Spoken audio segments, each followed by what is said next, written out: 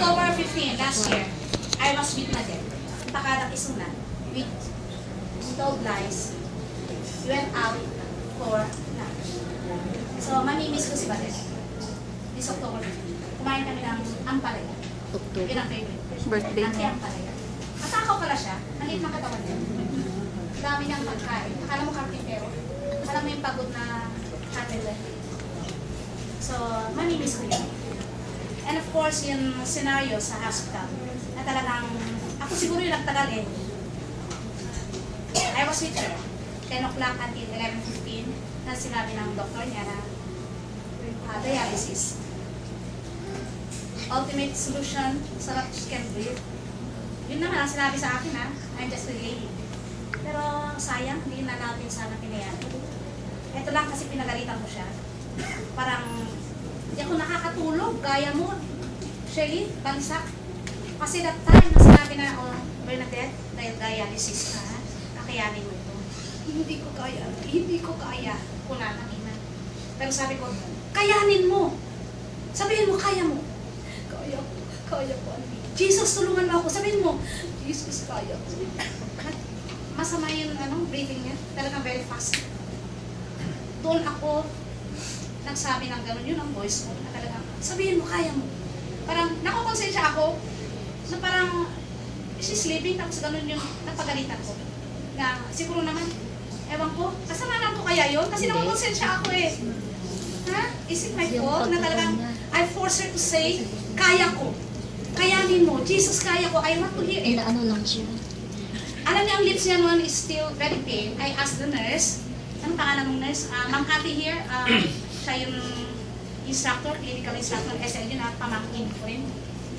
Nilagyan namin ng cotton kasi talagang bibitak na yung kanyang, binasa lang namin yung lips niya. Allowed naman ng nurse. Kinakausap pa nga namin. And then, nung pinunta siya sa dialysis, 11:15, 8 ba yun? No, it was 11. 11, wala na kayo. 11:15, sabi, sige, punta tayo sa dialysis. She was hesitant really, but she was struggling. She really would like to live. Nag-tear siya dito, may tear siya. We are here, but then, nung paglabas pa sa door, we are here where God is with you. Ganyan, ba? Talagang words of encouragement. And then, after 15 minutes, 20 minutes, 11:35, the doctor came, coming. Who are the parents? We want to talk with them. So, sumunod naman ako sa kanila. Dialysis. So, ang sabi, don't be surprised, we stop the dialysis kasi hindi niya kaya. 60/40. Hindi niya kakayanin. If we will continue this much, she'll be gone. Ngayon, parang nung ina-analyze ko, because I can't really sleep. Paglabas niya doon, don't be surprised because she was incubator pala yun. Sabi ko kay Manang, ano daw yun, incubator? Manang, alam mo yung batang kulang sa man? Nakaganon. Incubator. Ang nasa ano ko, parang yun. Ang pagkakaintindi ko, hindi ko na siya inutin because she was asking me nga, malamig siya. Hinihilot-hilot ko siya. And then, bago siya pinalabas for dialysis. Kamay niya sa left, auntie, sabi niya, hindi mo pa hinilot yung kamay ko. Kasi hinihilot-hilot ko. Walang nakakaano sa kanila eh. Takot silang pumasok. So ako, from the feet until sa mga kamay niya, hinilot-hilot ko yan with alcohol. And kasi ang alcohol ko maliit, may perfume, meron din siya oil. So mapapango, magandang gamit ko. So medyo uminit. Yun sa left hand niya, ginamon niya. Ayaw kong i-touch kasi puro bruises pa. Bluish na. Nagalit pa ako sa kumukuha ng dugo. Kasi, di ba nakuhanan mo na?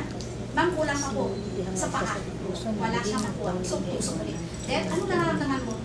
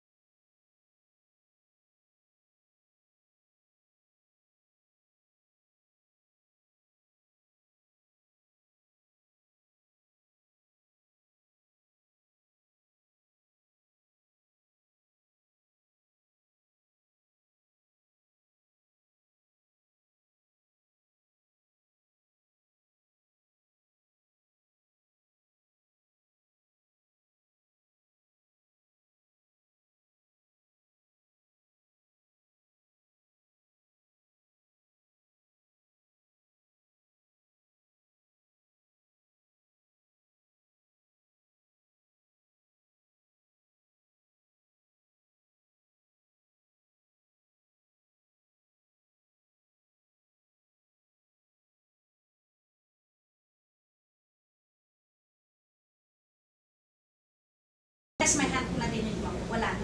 Pumunta ako sa nurse. Patay na ito kanina pa. Ano ka sa kanya? Tumakbo.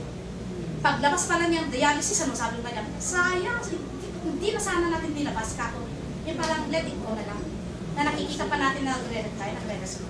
Yun naman gusto kong ilabas kasi nakukonsensya ako na kaya kung ako lang ang magsariling nakita ko, I felt it, and then yun nakita mo yung itsura niya. So, yun lang. So, nakakatakot na mayroong mga ganon na nararamdaman na hindi natin masasabi. Because Bernadette is very quiet. Kaya nga sabi nila, kahit na alam mo yung gamot, wag ikaw yung nagdodoktor-doktor sa sarili mo. Kasi I also have a daughter na meron din atang UTI. Sabi ko sa niya, wag ka magdodoktor sa sarili. So we need to see a doctor. So yun lang po ang gusto ko i-share. And I just hope we will bring Bernadette tomorrow sa kanyang last destination. So thank you so much sa mga friends niya, relatives, FB friends, high school, college, and lahat po tayo, relatives and friends.